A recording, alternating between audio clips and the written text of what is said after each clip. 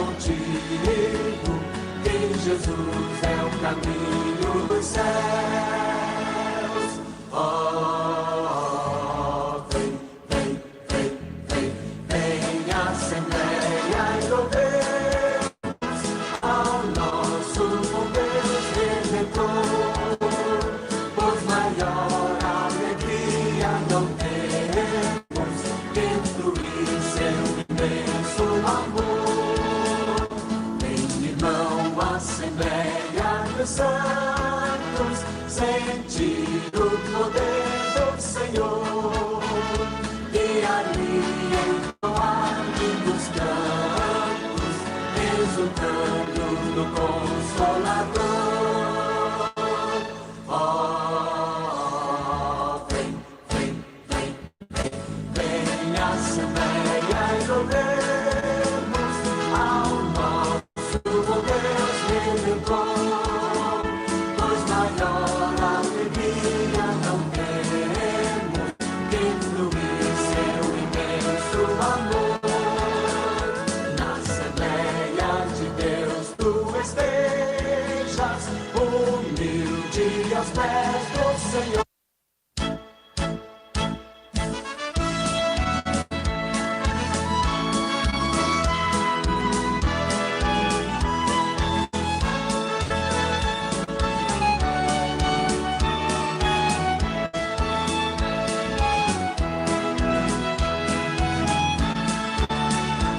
Assembleia de Deus, vem comigo, ouvir a palavra de Deus, e terás a certeza contigo, que Jesus é o caminho dos céus. Oh, vem, vem, vem, vem, vem, Assembleia e louvemos ao nosso bom Deus Redentor, pois maior alegria não temos que fluir seu imenso amor. Vem, irmão, Assembleia dos Santos, sentir o poder do Senhor, e ali entoar lindos cantos, exultando no Consolador. Oh, vem, vem, vem, vem, vem, Assembleia e louvemos ao nosso bom Deus Redentor, pois maior alegria não temos que fluir seu imenso amor. Na Assembleia de Deus tu estejas, humilde aos pés do Senhor. Santidade convém à igreja, pra gozarmos celeste amor. Oh, vem, vem, vem, vem, vem, Assembleia e louvemos ao nosso bom Deus Redentor, pois maior alegria não temos que fluir seu imenso amor. Nós sentimos a santa presença do nosso querido Jesus.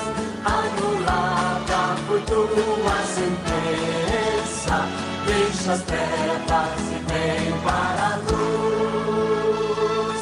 Oh, vem, vem, vem, vem, vem, Assembleia e louvemos ao nosso bom Deus Redentor, pois maior alegria não temos que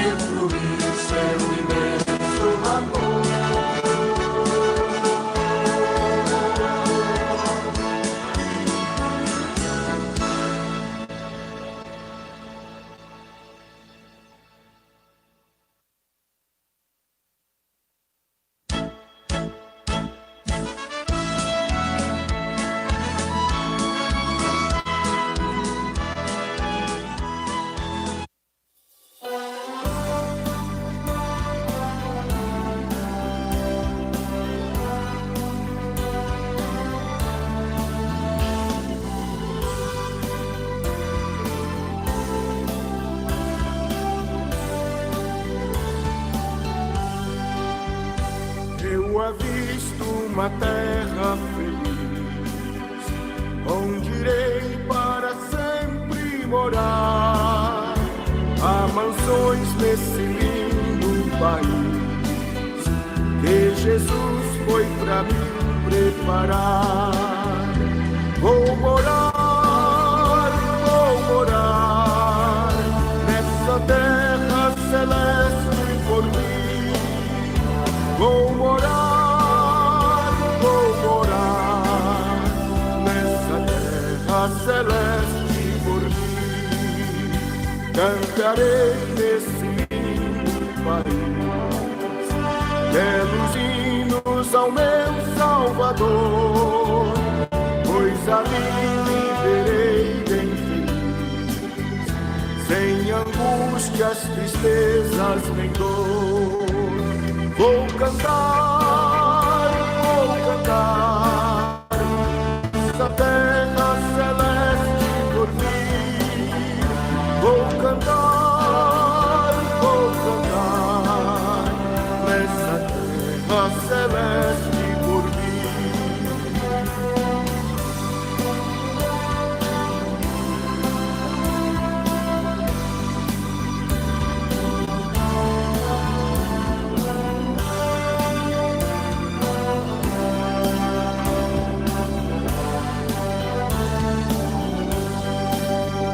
Deixarei este mundo afinal para ir a Jesus adorar nessa linda cidade real. Em venturas sem fim vou estar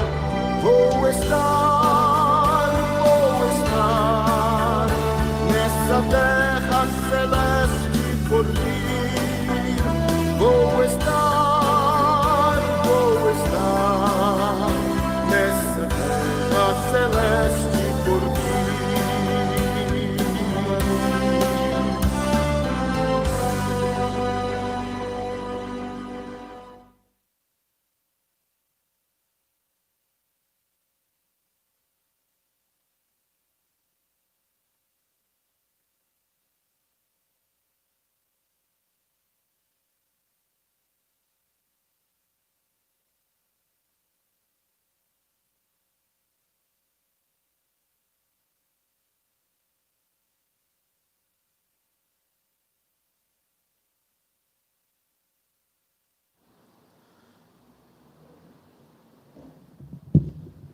Ao Senhor nosso Deus, por mais este privilégio que Ele mesmo nos concede, de estarmos mais uma vez aqui em sua casa, em sua santa presença, para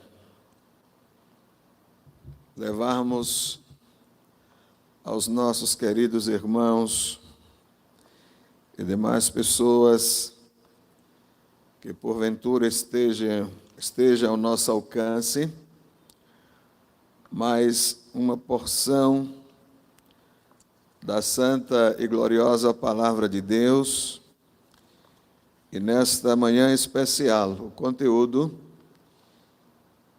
diz respeito à nossa lição bíblica dominical do nosso segundo trimestre, que tem como título O Mistério da Unidade Revelado. É um assunto de elevadíssima importância para todos nós, quando através da ministração do apóstolo Paulo, de quem a Bíblia apresenta-nos como mestre e instrutor dos gentios, ele nos transmite a revelação gloriosa que Deus lhe dera acerca, talvez, do maior projeto em relação à humanidade que Deus, em sua soberania e propósito, determinara, estabelecera. Eu gostaria, já de antemão, lembrar aos nossos queridos irmãos e amigos que o Deus eterno e soberano, Ele é realmente um Deus de planos, um Deus de projetos, e, aliás, a Bíblia faz questão de salientar, por instrumentalidade do profeta Isaías, que os planos, projetos de Deus, eles estão acima, eles são superiores a mais do que qualquer outro projeto que o ser humano possa tê-lo, possa arquitetá-lo, possa idealizá-los. Isso a gente encontra no livro do profeta Isaías, no capítulo de número 55, e o verso de número 9, quando Deus diz através do profeta Isaías: porque, assim como os céus são mais altos do que a terra,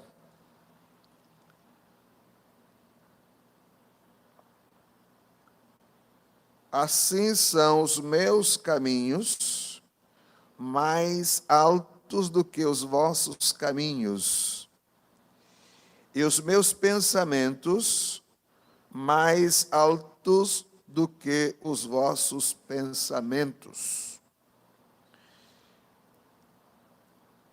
Logicamente, hemos de interpretar, de entender que a expressão pensamentos, caminhos, nesse texto aqui, coadjuvado com determinados contextos, entende-se claramente que Deus está falando exatamente de planos, de projetos. E, por consequência, os planos, os projetos de Deus, eles estão acima, eles são mais elevados do que qualquer outro projeto que qualquer ser humano possa idealizá-lo. Eu quero, em seguida, externar a nossa saudação de paz aos nossos queridos irmãos, aos nossos queridos amigos. Nós estamos ainda exatamente sob restrições, não estamos podendo fazer a nossa escola bíblica dominical dentro daquilo que nós aprendemos e que acostumamos, com as classes reunidas, com os professores diante de cada uma delas, para ministrar, para ensinar, e, por consequência, estamos fazendo isso através desta live, e esperamos que os nossos irmãos aproveitem a oportunidade e possam reunir-se aí no seu lar, ou quem sabe até, a depender, no seu trabalho, através do seu celular, do seu aparelho de TV, e possa acompanhar conosco todo o conteúdo que aqui passaremos, muito embora que possivelmente não teremos como passar todo o conteúdo em sua essência da nossa lição, mas nos esforçaremos para apresentar-lhes o maior conteúdo possível para que, mais uma vez, sejamos edificados. Então, estamos na lição número 9, hoje, 31 de maio de 2020, e o nosso tema é o seguinte: o mistério da unidade revelado. O mistério da unidade revelado. E esse mistério, como nós já começamos a falar para os senhores, diz respeito ao grande projeto de Deus, que em sua soberania e propósito, antes mesmo da humanidade ser criada, ser estabelecida, Deus já tinha em mente, por assim dizer, este grande projeto do qual nós estaremos estudando, ou o qual estaremos estudando, meditando nesta manhã, e os irmãos vão entender que este mistério aqui disse simplesmente o estabelecimento da Igreja de Nosso Senhor e Salvador Jesus Cristo, que, segundo as Escrituras, é composta de pessoas oriundas das mais diferentes nações, povos, tribos e línguas.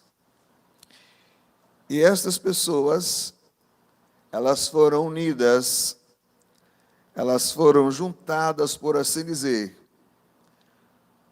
a outras pessoas, as quais, segundo as Escrituras, tiveram o privilégio de tomar conhecimento do plano salvífico de Deus e, por consequência, entender que ele se constituiria um reino de sacerdotes, um povo adorador, um povo que prestava culto, serviço ao Deus único e verdadeiro.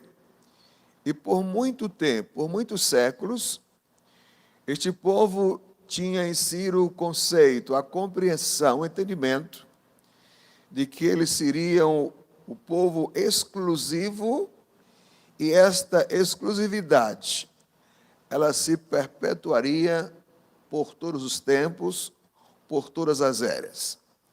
Mas, para a surpresa deles, eles tiveram que, no tempo determinado pelo próprio Deus, entender que o plano salvífico, a graça redentora de Deus, não seria restrita a eles, mas seria estendida a todos os povos, a todas as nações que viesse subsistir e que já subsistia sobre a face da terra.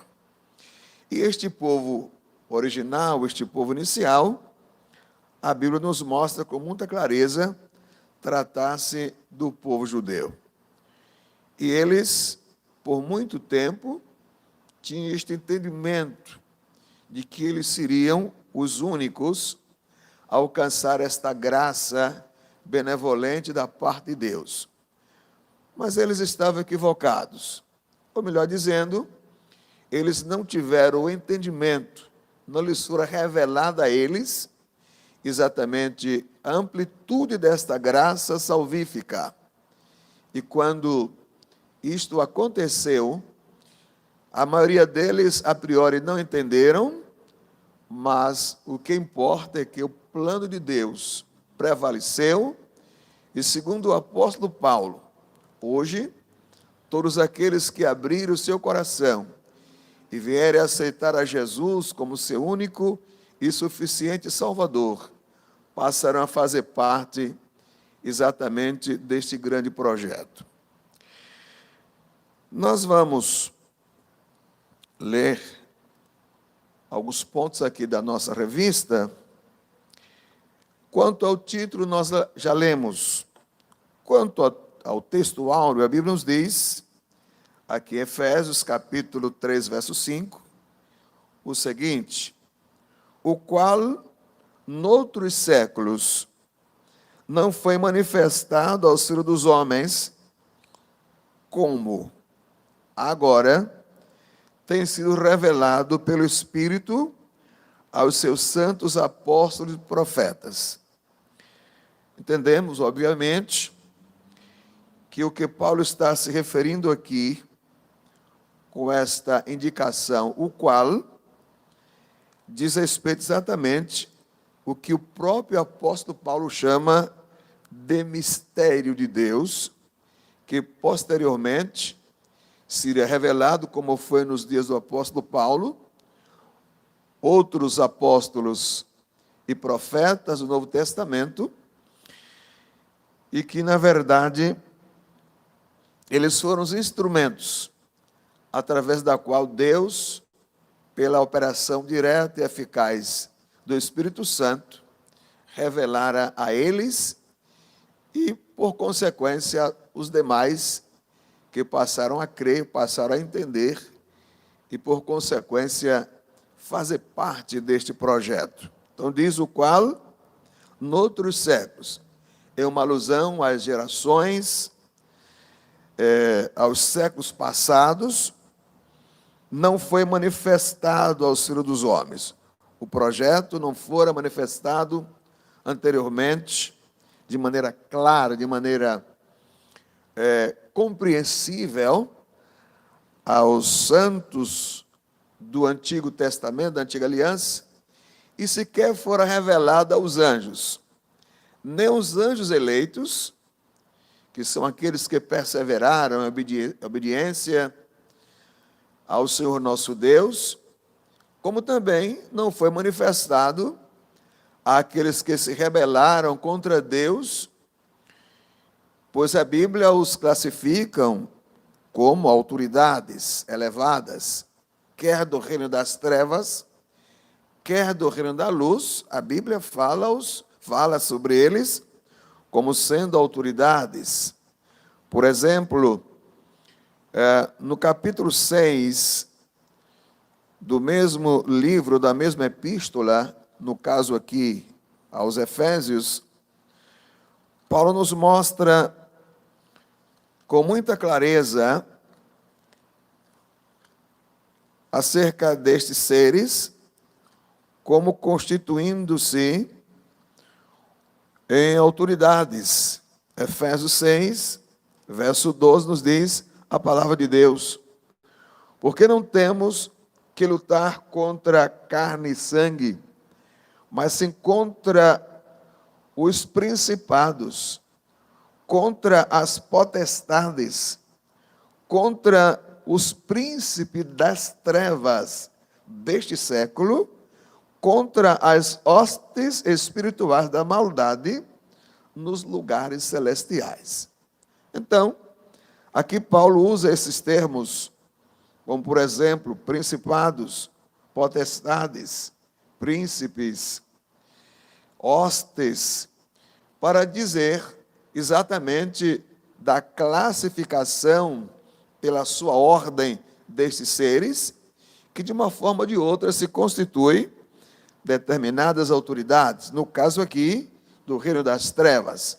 Mas graças a Deus que a eles não lhes fora revelado este propósito, porque certamente a luta seria quase que indescritível, ainda que sabemos que jamais eles prevaleceriam, porque o propósito, na verdade, não é de homens, mas o propósito é de Deus, e não existe ser, nem nos céus nem na terra, fora do contexto da divindade, claro, que possa combater e, por consequência, deter os planos, os projetos de Deus.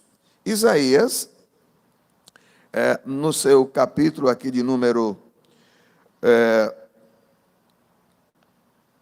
43, o verso 3, ele diz: ainda antes que houvesse dia, eu sou, e ninguém há que possa fazer escapar das minhas mãos.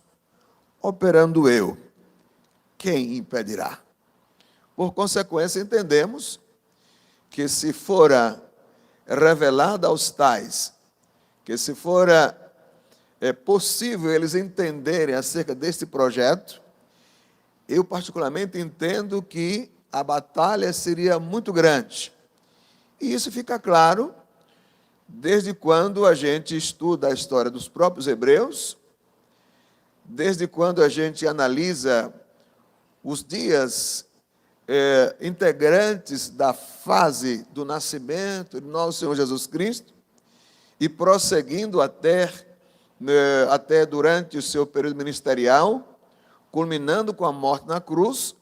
Por reiteradas vezes, a gente encontra as forças contrárias lutando na tentativa de estorvar, de impedir que fora levado a efeito, ou que fosse levado a efeito o plano de Deus.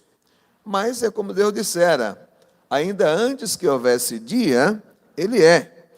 E não há quem possa fazer escapar das suas mãos, e operando Ele. Ele pergunta, quem impedirá? Por consequência, não há quem possa impedir, não há quem possa estorvar os planos de Deus. Porém, ainda que a razão não tenha sido essa, ainda que a razão seja outras, desconhecida de todos nós, me refiro ao porquê de ter sido ocultado, certo, de anjos, quer dos anjos eleitos, quer dos anjos caídos, como também ocultado de profetas do Antigo Testamento, de patriarcas e outros. É verdade que, em relação aos profetas e patriarcas da Antiga Aliança, entende-se pela expressão, conforme está dito aqui, que não fora revelado como, certo? O qual, noutros séculos, não foi manifestado aos filhos dos homens, como agora. Como agora. Então, a expressão de não ter sido revelado aos filhos dos homens, como agora, implica que, de uma forma ou de outra, eles tiveram um vislumbre desse projeto. Por exemplo, o profeta Abraão, ao ser chamado e tendo obedecido, Deus disse que nele, na sua semente, cuja semente era referente, era alusiva, quando Deus falara a Abraão, muito embora que Abraão talvez não entendesse, possivelmente não entendera, mas Deus disse para Abraão que na sua semente seriam abençoadas todas as famílias da terra.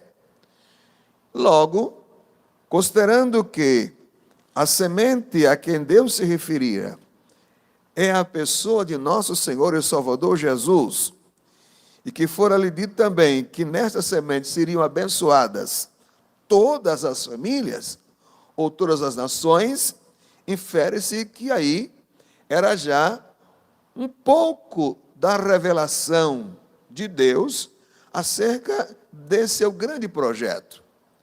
Entretanto, Abraão não pôde entender realmente do que se tratava. No Salmo 45 encontramos também, que é um salmo de natureza messiânica, salmo profético, que diz respeito à unidade, à união de Jesus com a sua igreja. O salmista falara, todavia, não tiveram a compreensão exatamente ampla, clara, sobre o projeto. Não tiveram.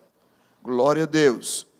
Mas, de uma forma ou de outra, nós encontramos que eles tiveram um pequeno vislumbre. Aliás, o apóstolo Pedro diz-nos que os profetas do Antigo Testamento, que falaram exatamente acerca de nosso Senhor e Salvador Jesus Cristo e da glória que se lhe havia de seguir, diz a Bíblia que eles falaram e, ao mesmo tempo, eles interrogaram sobre a que tempo haveriam de acontecer esta realidade. Está aqui, primeira epístola do apóstolo Pedro, no capítulo 1, diz aqui o verso 10, da qual a salvação inquiriram e trataram diligentemente os profetas que profetizaram da graça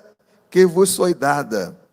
Então, os profetas do Antigo Testamento, eles profetizaram, eles falaram acerca da graça salvadora que se havia de manifestar a favor, não meramente da nação de Israel, mas a favor de todos os povos.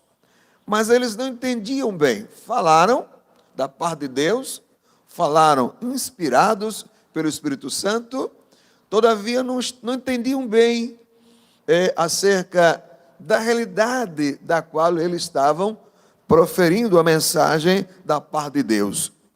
E o verso 11 diz, indagando que tempo, ou que ocasião de tempo, o Espírito de Cristo, que estava neles, indicavam anteriormente, testificando os sofrimentos que a Cristo havia de vir e a glória que se lhes havia de seguir.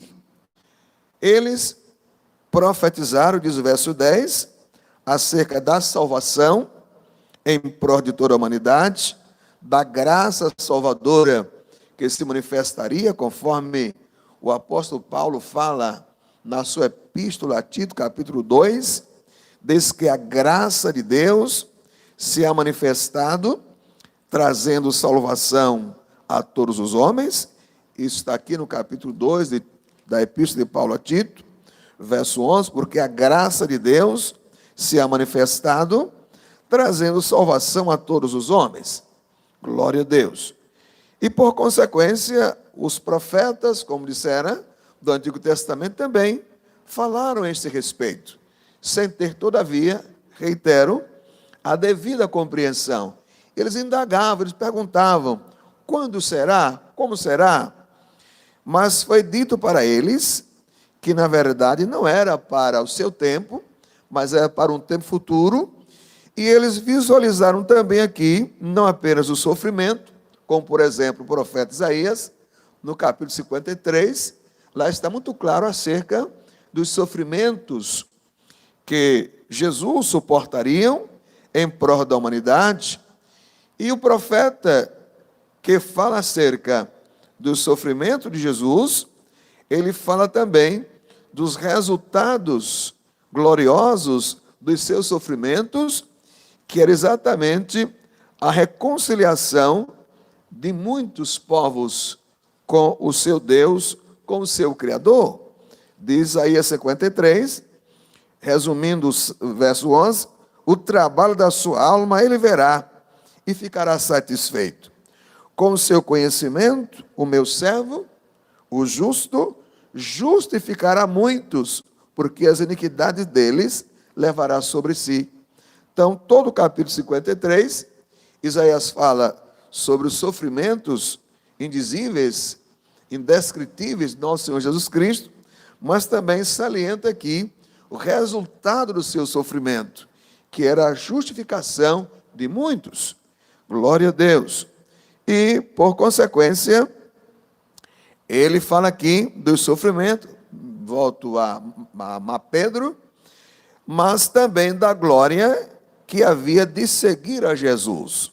A glória que havia de seguir a Cristo não era simplesmente a sua exaltação soberana sobre todos e sobre tudo, conforme Filipenses capítulo 2, lá o apóstolo Paulo nos fala sobre isso, mas também exatamente do resultado salvífico que ele obteria, e exatamente esta salvação, como já dissemos, abrangente a todos os povos, a todas as nações. O profeta Isaías, ele diz acerca de Jesus e a sua obra salvadora, da parte de Deus o seguinte, verso 6, disse mais, pouco é que sejas o meu servo para restaurares as tribos de Jacó e tornares a trazer os guardados de Israel. Também te dei para a luz dos gentios, para seres a minha salvação até a extremidade da terra. Então, os profetas, desde Abraão, por assim dizer, Moisés e tantos outros, aqui no caso o profeta Isaías, eles falaram sobre isso, sem ter, entretanto, a compreensão necessária, clara e lógica do grande projeto de Deus. Mas, após o nosso Senhor e Salvador Jesus Cristo realizar a obra redentora na cruz do Calvário, ele então dar a conhecer a seus seguidores a realidade desse grande projeto, e orienta-os a que eles saiam por todas as partes da terra, pregando o evangelho da salvação, exatamente para que todos pudessem ouvir, crer e, por consequência, serem alcançados. E, como resultado, já a salvação não estaria restrita aos judeus, mas estaria sendo estendida, como é de fato, a todos os povos, e dentre judeus e gentios resulta uma nova criação, um novo povo, um terceiro povo, glória a Deus. E esse terceiro povo é chamado de igreja, e esta igreja é exatamente o que Paulo chama de mistério, que estava oculto, mas que neste tempo presente, ou seja, no tempo desta aliança, desta dispensação, que é chamada exatamente de dispensação da igreja, pelo menos alguns a classificam como a classificam como dispensação da igreja, outros a chamam de dispensação da graça, outros já chamam de dispensação do Espírito Santo, mas qualquer que seja o título que alguém queira dar, na verdade é o período que começou no Calvário e vai perdurar até o arrebatamento desta igreja daqui para as mansões celestial. Então, o textuário, portanto, nos diz isso, o qual noutros séculos, certo? O mistério, o projeto, o plano, não foi manifestado aos filhos dos homens, como agora tem sido revelado pelo Espírito aos seus santos apóstolos e profetas. E a verdade prática, que a gente chama de suprassumo, é uma síntese geral da nossa lição, todo o conteúdo diz: Deus revelou o mistério que estava oculto desde os tempos, desde os séculos, oculto desde os séculos, aos profetas e aos apóstolos do Novo Testamento.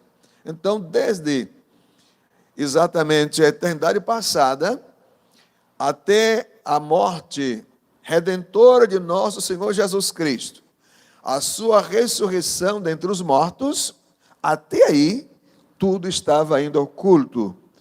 E só a partir daí é que Deus, em sua infinita graça e misericórdia, começa de maneira progressiva revelar aos seus santos apóstolos e profetas de que, na verdade, o plano da salvação, reitero, não estava restrito aos judeus, mas a todos os povos, e que, uma vez passado a ser uma experiência na vida das pessoas, essas pessoas não estão mais excluídas, separadas, banidas da chamada comunidade de Israel, mas quer judeus, quer gregos, quer servo, quer livres, todos nós nos constituímos um só homem, ou uma só criatura em Cristo Jesus, nosso Senhor.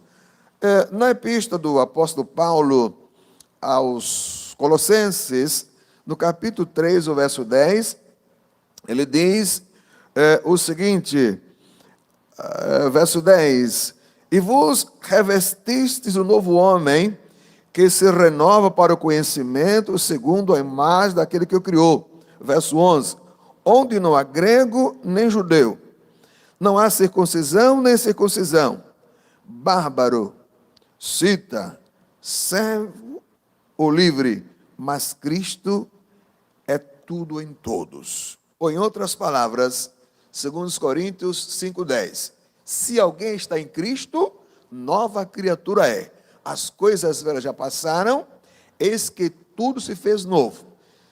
Coisas passadas, tanto as que diz respeito às obras pecaminosas, às obras de justiça que nós vimos praticando, mas também no que concerne às questões alusivas às tradições, às religiosidades, aos concertos anteriores.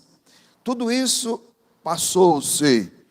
E nós em Cristo, quer judeus, quer gregos, nos constituímos uma nova criatura, um novo povo, chamado, repito, da igreja de nosso Senhor e Salvador Jesus Cristo, conforme o apóstolo Paulo também diz na carta aos Coríntios, no seu capítulo 10, e o versículo de número 32. Diz: portai-vos de modo que não deis escândalo nem aos judeus, nem aos gregos, e nem à igreja de Deus. Judeus, grego. Grego aqui é uma designação generalizada para todos aqueles que não são judeus, não fazem parte, no sentido de origem, no sentido de descendência, e por consequência não estavam sob o pacto, a aliança, o concerto judaico, e por consequência os judeus em si. E destes, judeus e gregos, Deus cria um novo povo, e como diz aqui, chamado de Igreja de Deus. E a nossa leitura em classe está aqui, Efésios capítulo 3, do verso 1 ao 13. Não vou fazer a leitura porque isso demandaria mais tempo. Ainda que, se for necessário, que nós recorramos a alguns destes versículos aqui, que faz parte aqui do texto chamado de leitura bíblica em classe. Mas a nossa lição de hoje, ela tem como propósito objetivos, tem o geral e os específicos. Quanto ao geral, nos diz estudar o mistério de Deus que esteve oculto e a revelação concedida aos profetas e aos apóstolos. Então, tem como objetivo geral a nossa lição de hoje, levar-nos ao estudo, à análise e, por consequência, à compreensão acerca do mistério de Deus que estivera oculto, glória a Deus, e que agora, no tempo desta dispensação, como já dissemos, da igreja, da graça do Espírito Santo, ele foi revelado, glória a Deus, a priori, aos profetas e aos apóstolos, neotestamentário, Novo Testamento, e por extensão também a todos nós que, pela graça de Deus, estamos inseridos no contexto desse grande projeto de Deus. E diz ainda os objetivos específicos: explicar o mistério oculto de que judeus e gentios seriam um só povo, integrante de um mesmo corpo. Glória a Deus. Os judeus, a princípio, tiveram muita dificuldade em entender isto, mesmo depois de Cristo ter passado 3 anos consecutivos entre eles, pregando-lhes acerca do evangelho da salvação, e por consequência, os seus apóstolos, após Jesus ter sido apresentado em sacrifício redentor por nós, Jesus manda que eles, após Jesus ter citado, que eles detenham-se em Jerusalém e esperem o cumprimento da promessa que o Pai fizera através dos profetas do Antigo Testamento, de que ele estaria derramando o seu Espírito Santo sobre os seus servos e servas, conforme Joel capítulo 12, verso 28. E aqui o Senhor Jesus, de acordo com o que nos registra o Dr. Lucas, em Atos dos Apóstolos, capítulo número 1, o verso de número 8, nós encontramos Jesus dizendo: mas recebereis a virtude do Espírito Santo, que há de vir sobre vós, e ser-me-eis testemunhas, tanto em Jerusalém, como em toda a Judeia e Samaria, e até aos confins da terra. Então, os discípulos que conviveram por 3 anos consecutivos com o nosso Senhor e Salvador Jesus Cristo, obtendo revelações gloriosas da parte de Deus, acerca da natureza, do caráter messiânico de nosso Senhor Jesus Cristo. E, além desses 3 anos consecutivos, eles foram testemunhas da ressurreição de nosso Senhor Jesus Cristo entre os mortos, depois da ressurreição, convivem literalmente e pessoalmente com o nosso Senhor e Salvador Jesus Cristo. E, finalmente, 40 dias após a ressurreição do Senhor e de convivência com os seus seguidores, após, claro, a sua ressurreição, Jesus diz que eles permaneçam lá em Jerusalém, até que do alto eles fossem revestidos de poder. E, como dissera, era exatamente o que Deus havia prometido através do profeta Joel. E, após receberem este revestimento, ou por consequência, serem batizados e cheios do Espírito Santo, eles deveriam ser testemunha, testificar para os seus compatriotas e, por consequência, também aos demais povos, como já dissera, Judeia, Jerusalém, Samaria e até os confins da terra. Eles deveriam ser testemunha, ou seja, testemunhar que Jesus é verdadeiramente o Filho de Deus, que é o único e suficiente Salvador, e como a Bíblia diz, Deus enviará este mundo para que todo aquele que nele crê não pereça, mas tenha a vida eterna. E para tanto eles precisavam ser revestidos do Espírito Santo de Deus. E, por consequência, é o que diz aqui, eles deveriam sair por todas as partes, por assim dizer, anunciando isto. No ponto 2, ou no objetivo específico 2, diz expor como e quando Deus revelou o mistério aos apóstolos e aos profetas. Quando e como? Bom, em parte, como dizíamos, eles foram discípulos diretos, testemunhas diretas do Senhor Jesus, desde o início do seu ministério público até a sua ascensão aos céus, ouviram, aprenderam, mas, na verdade, neles próprios tinham ainda obtido a verdadeira compreensão do projeto, da abrangência do projeto de Deus. E, por consequência, a gente encontra o que ocorre com o apóstolo Pedro, conforme Atos dos Apóstolos, capítulo 10. Pedro, ele obteve uma revelação especial da parte de Deus, como está escrito em Atos dos Apóstolos, capítulo 10, a revelação consistia em um instrumento, à semelhança de um lençol preso pelas 4 pontas, cheio de animais de diferentes espécies, e a voz bradava do céu que Pedro matasse, abatesse aqueles animais e comesse. Pedro retruca, dizendo, jamais, Senhor, porque nunca entrou na minha boca coisa comum ou imunda. E a voz que lhe ordena matar e comer, diz para ele, não faças tu comum ou imundo aquilo que Deus purificou.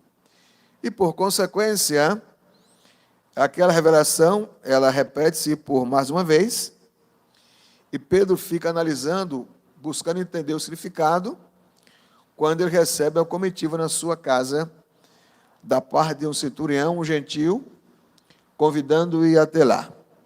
E a gente encontra, no desenrolar da história, que Pedro atende, e quando chega lá, e procura inquirir-se acerca da razão pela qual o Cornélio o convidara lá, uma vez que Pedro era gentil, o Cornélio era gentil, e pelos judeus, Cornélio, por sua vez, explica o motivo da sua ida, e Pedro diz aqui a palavra, que, abrindo a sua boca, começa da seguinte forma, reconheço por verdade, glória a Deus, verso 34, reconheço por verdade que Deus não faz a acepção de pessoas, e aí prossegue, e Pedro expõe o projeto da salvação, e quando diz Pedro que, no nome do Senhor Jesus, segundo o testemunho dos profetas do Antigo Testamento, todos que em Jesus crescem receberiam o perdão dos pecados, diz a Bíblia que Deus derramou o Espírito Santo sobre aquele grupo de gentios, como ocorrera no dia de Pentecostes sobre os judeus. E Pedro, então, passa a entender que, na verdade, Deus não faz acepção de pessoas e que o seu plano salvífico ele era abrangente a todas as pessoas. Aquela experiência levou a um determinado conflito entre os judeus, e isso deu origem ao chamado primeiro concílio de Jerusalém, conforme Atos dos Apóstolos, capítulo 15. E naquela reunião de convenção, de um concílio, eles passam a entender verdadeiramente que o plano salvífico de Deus era abrangente e não restrito a eles. E chega até o ponto de reconhecer que Deus estava já visitando os gentios para tomar dentre eles um povo para o seu nome, conforme Atos dos Apóstolos, capítulo número 15. Glória a Deus. E o verso número 12 a seguir. E aqui no verso número, no aspecto, no ponto 3 dos objetivos específicos, encontramos mostrar que desde a eternidade o mistério esteve encoberto para ser revelado em tempo oportuno. E o tempo oportuno foi exatamente o tempo dos apóstolos, tanto os apóstolos como os profetas. E o apóstolo Paulo, ele foi o principal instrumento, não obstante Pedro ser o primeiro que Deus levantara para ir pregar aos gentios, conforme registro em Atos 15, mas, na verdade, a verdadeira compreensão do plano, do mistério de Deus, do projeto de Deus, de, dentre os judeus e gentios, criar um povo exclusivo, na verdade, quem teve prioritariamente a verdadeira compreensão foi exatamente o apóstolo Paulo. Deus o levantou para isso. E aí encontramos, no verso 1, eu estou encerrando já, porque tem o segundo horário da nossa BD, diz aqui o verso 1, por esta causa, eu, Paulo, sou prisioneiro de Jesus Cristo por vós, os gentios. A expressão prisioneiro aqui, ela foca dois aspectos. O primeiro é o aspecto literal.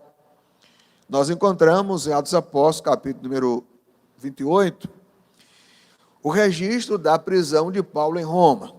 Ele fora preso, não porque houvera cometido delito absolutamente algum, mas a causa principal da sua prisão foi exatamente o fato de Deus o ter chamado, ter vocacionado, ter aberto seus olhos e o constituído pregador dos gentios, mensageiros de Deus aos gentios para a formação da igreja única de nosso Senhor Jesus.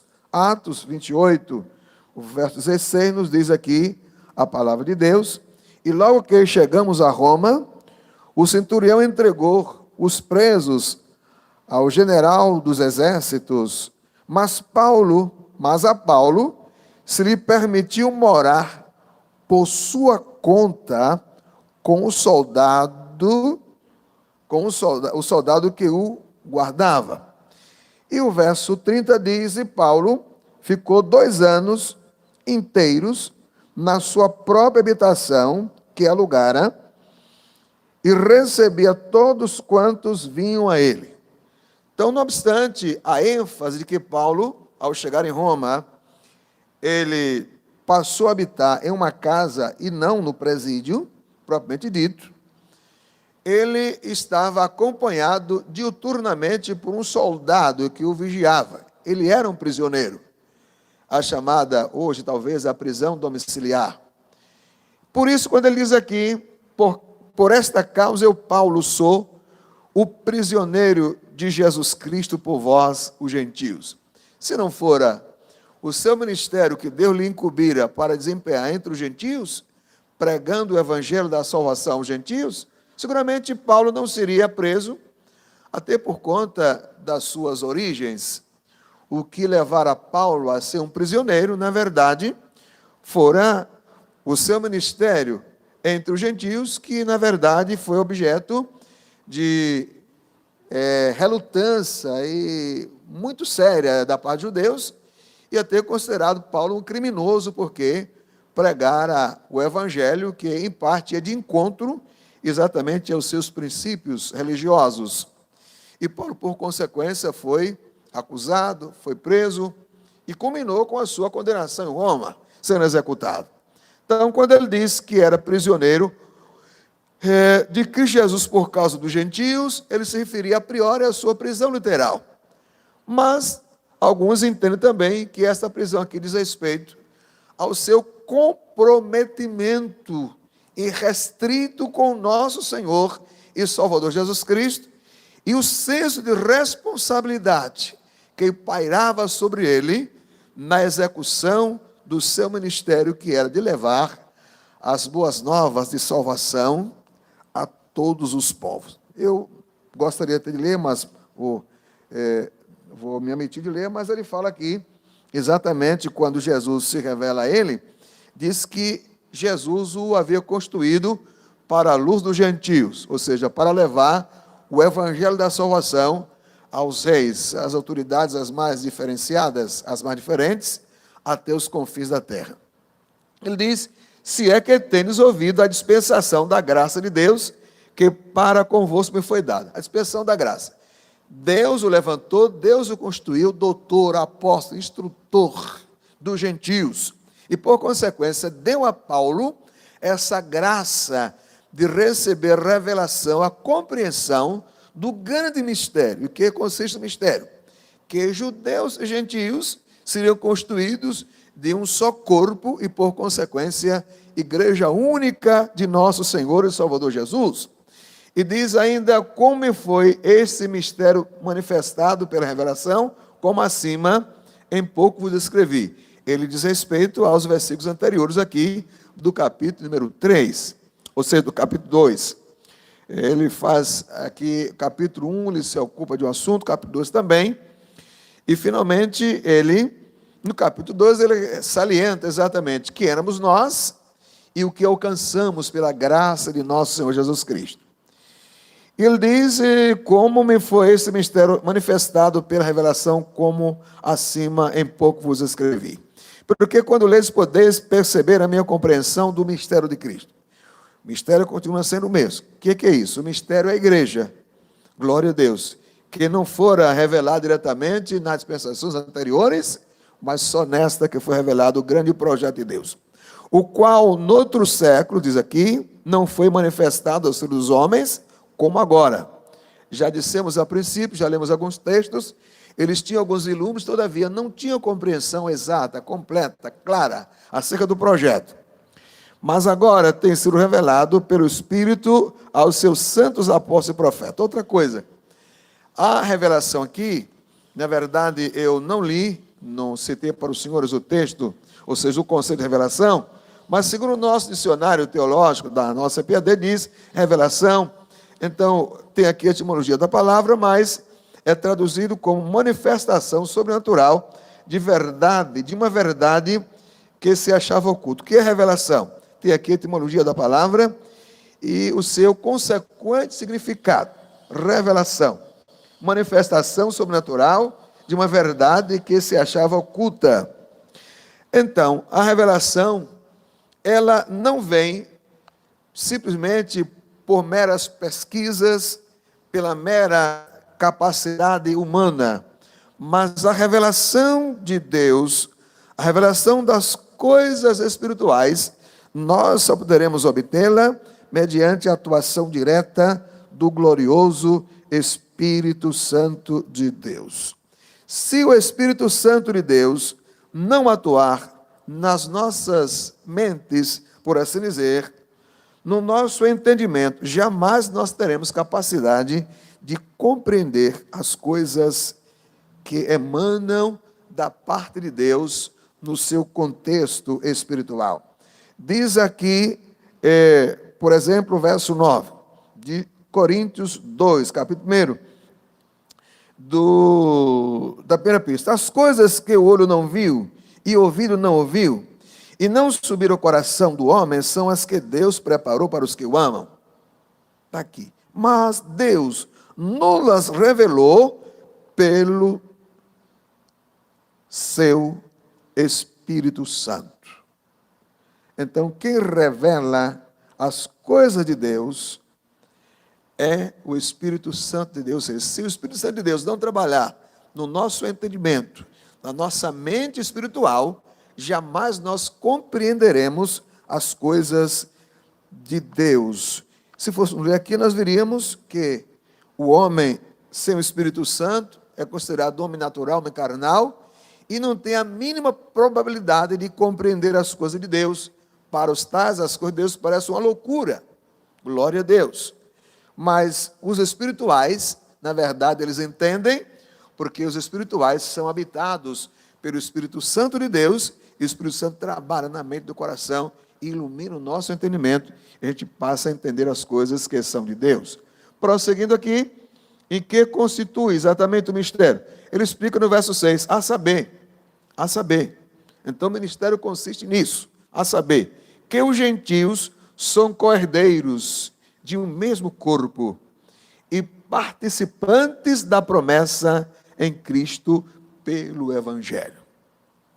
Eu tenho que ficar por aqui, reconheço, a minha hora está esgotando-se, teria muita coisa a passar para os senhores, mas em síntese é isso.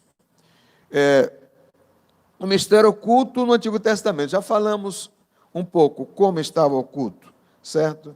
O conceito de mistério exatamente é revelar, certo? No caso aqui, mistério significa algo que está oculto, que está encoberto.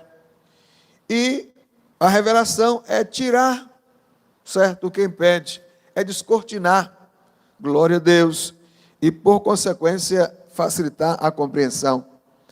Então, o mistério oculto no Antigo Testamento, vem o conceito, depois o desconhecimento do mistério, finalmente o mistério e os profetas da Antiga Aliança, eles falaram sim, já citamos, o profeta e patriarca Abraão, Isaías falara, Malaquias falara, e tantos outros falaram. Inclusive o Anás, está lá em João, capítulo número 11, ele que faz parte da Antiga Aliança, era o sumo sacerdote, em João capítulo 1 também profetizou que Jesus viria de morrer, não só pelos judeus, mas por todas as nações. E finalmente, aqui no tópico 2, a gente encontra o mistério revelado no Novo Testamento, revelado aos apóstolos e profetas, tem aqui todas as referências. Depois encontramos o ministério pré-estabelecido por Deus, já falamos, Deus tinha em sua presciência, em sua soberana vontade, em seus propósitos, já estabelecido o projeto. Deus, na verdade, não foi apanhado de surpresa com a queda de Adão, e nem do fracasso de Israel, nada apanha Deus de surpresa. Ele já sabia de tudo, e por consequência, tudo já estava planejado para que ele, na verdade, levasse a efeito tudo aquilo que ele pretendia levar a efeito. Aliás, acerca da obra redentora do Senhor Jesus, o livro de Apocalipse, do capítulo 13, o verso de número 8, mostra que Jesus, ele é o Cordeiro de Deus que foi morto desde a fundação do mundo. Antes dos homens serem criados, na presciência de Deus, Jesus já era visto como sendo morto, executado, oferecido em sacrifício em prol de toda a humanidade. Então, Deus nunca foi, nunca será apanhado de surpresa. Então, diz aqui, a saber, então o mistério constitui-se nisso, a saber, que os gentios são cordeiros de um mesmo corpo e participantes da promessa em Cristo pelo Evangelho. A Bíblia diz que Deus pregou primeiramente o Evangelho a Abraão. Está lá no livro da carta de Paulo aos Gálatas. Prevendo Deus a salvação dos gentios, pregou primeiro o Evangelho a Abraão, dizendo, em tua semente serão bendecidas, abençoadas todas as famílias da terra. Ele diz, do qual foi feito ministro pelo dom da graça de Deus, que me foi dado segundo a operação do seu poder. Então, Paulo foi levantado como ministro, doutor, mestre, instrutor, professor, e recebeu de Deus a revelação para passar aos demais povos, judeus e principalmente aos judeus. A mim, o mínimo de todos os santos, me foi dada esta graça de anunciar entre os gentios, por meio do Evangelho, as riquezas incompreensíveis de Cristo. Não existe privilégio mais sublime, mais glorioso, mais expressivo do que ser membro do corpo de Cristo. Ser uma pessoa salva na pessoa de Jesus, não há nada melhor nem maior. E demonstrar a todos qual seja a dispensação do mistério. Glória a Deus, que desde os séculos esteve oculto em Deus, que tudo criou. Dispensação do mistério. Nós falamos um pouco sobre dispensação, e nós estamos vivendo exatamente a sexta dispensação, que é a dispensação da igreja. Segundo o eterno propósito que fez em Cristo Jesus, nosso Senhor. Glória a Deus. Qual é o propósito que ele fez? Na pessoa de Jesus, convergir, reunir, glória a Deus, submeter a tudo e a todos.